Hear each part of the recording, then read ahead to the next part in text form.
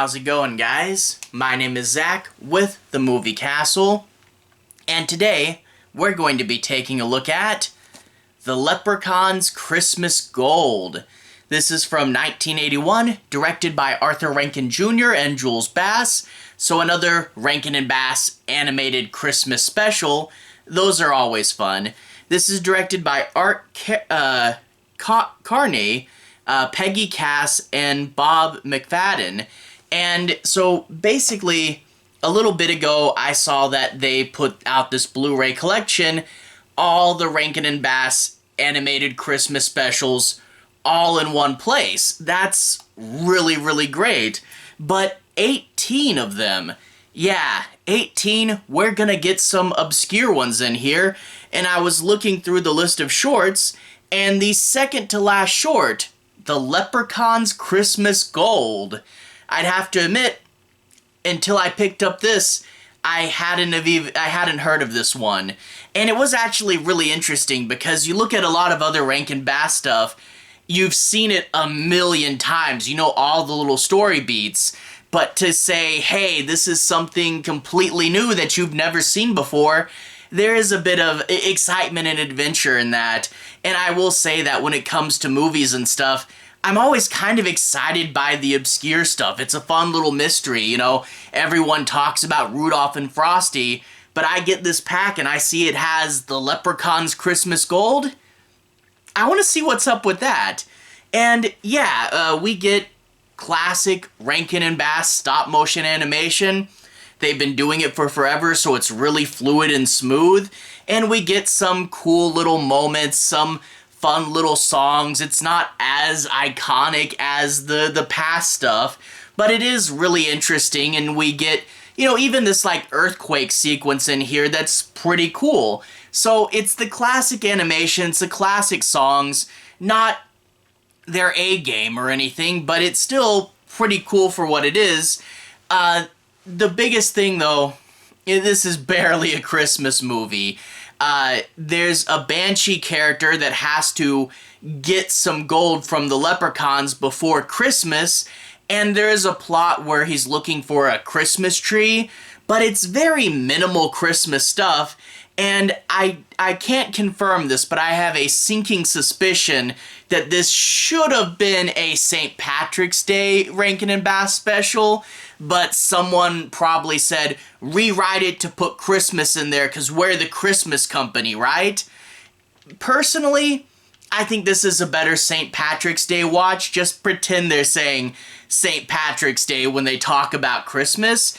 Because, boy, is this super St. Patrick's Day-y. Very, very Irish. I really want to get a bowl of Lucky Charms, you know? You get that thick Irish accent, four-leaf clovers everywhere, all these, I don't know, stop-motion leprechauns are just really cool for some reason. Little tiny stop-motion characters in a world you already know is tiny. And it's a fun little world. There's a fun sequence where they're making gold into valuable objects, and you see the little factory they have. It's just kind of fun. So yeah, nowhere near classic and iconic as a lot of their bigger stuff, but still a fun little side trip, a fun little B-side, and it's not super Christmas, it's not the best one ever, but I don't know, it's fun to put in a little stop-motion movie and watch the leprechauns dance around.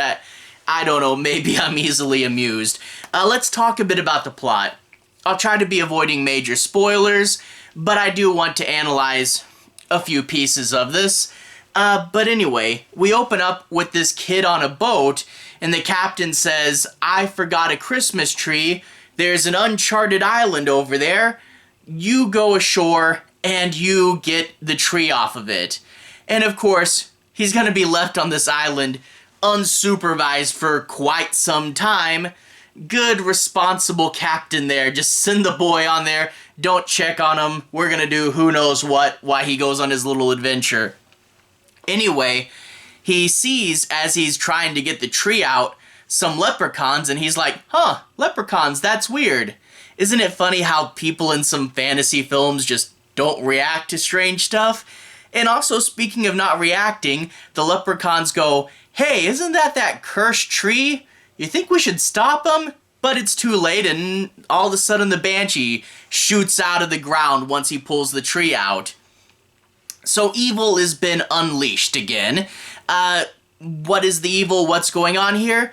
We'll find out when he meets a specific leprechaun. He sees a rainbow, follows it to the end of the rainbow, and there a hill splits open. And I really do like this idea that when the rainbow shines on this hill, it kind of just opens up like the Batcave or something. It's weird but fun. He sees the gold and is kind of mesmerized by it because it's tons of gold. And the leprechaun says, "You're not gonna steal that, are you? It's mine." And he's like, "Oh no, I wouldn't. I didn't know you were here." But that's when the two talk, and we get to hear the origin story of the leprechauns, the gold, and how our narrator came to be living by himself with these heaps of gold. And it is a good bit of lore, because Rankin and Bass likes to tell fairy tales and strange little stories. And here we find out about a group of leprechauns that sneak out in the middle of the night so you don't ever see them mining, and they bury the gold under the hill and hide it by putting clover patches all over it. It's a fun little myth there, and, again, not super Christmassy. I really wish this was a St. Patrick's Day film, but it's a fun little thing to see the little stop-motion leprechauns mining and then making it into nice little plates and coins and stuff. It's a really cool sequence. But then we find out about the Banshee. Kind of a weird pull that the Banshee is the enemy of the leprechauns, but they do kind of say, leprechauns are lucky and banshees cause bad luck. So I guess it is an antagonizing force there. Typically, banshees would scream to alert people of upcoming death. I guess you could say they cause bad luck, but the Banshee has to get gold every year before Christmas. And the thing is, she can't outright steal it. She has to be given the gold, but she can trick people, particularly with disguises. And the only way to tell is she still has her Banshee tears. Which, oh my gosh, if this was a horror movie and not Rankin and Bass, imagine seeing a doppelganger of someone you know, but they're just crying even when they're not sad. Oh my gosh, someone make that into a horror movie if you haven't already. But anyway, we find out that why this leprechaun split up from his wife is because the Banshee went to her one year disguised as an angel saying gold is a source of greed, you have to get rid of it or it will turn you evil. And she buys into this despite the husband going, "That's clearly the Banshee." And in real life, you don't want to judge people for their relationships, especially because you don't know a lot of what goes on behind closed doors. But dang this leprechaun wife, it's clearly a trap, A, but B, you're not just gonna give away all of your gold because some stranger told you to do it once.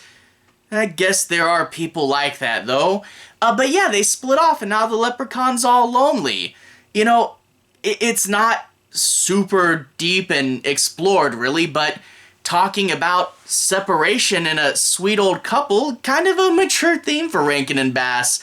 But anyway, obviously the Banshee's running around out there. Obviously it's going to try to get some gold. I do kind of wish, though, this Banshee, they say it's the bad guy, and I guess if it causes bad luck to people, even if it means to or not, you still gotta get rid of that thing. But at the same time, it's just trying to live. They say if it doesn't get gold by Christmas, it's going to turn into a puddle of tears.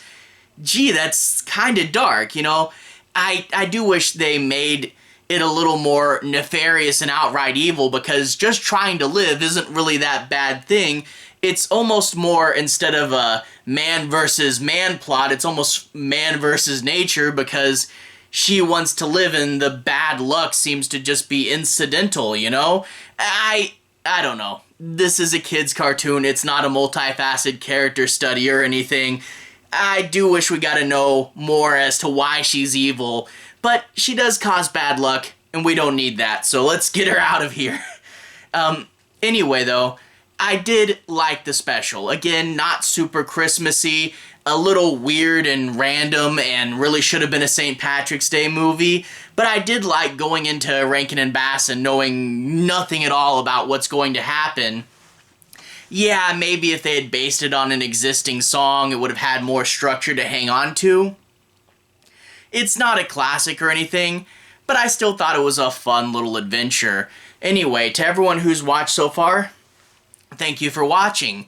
To everyone who's liked and subscribed, thank you. You really are helping the channel out.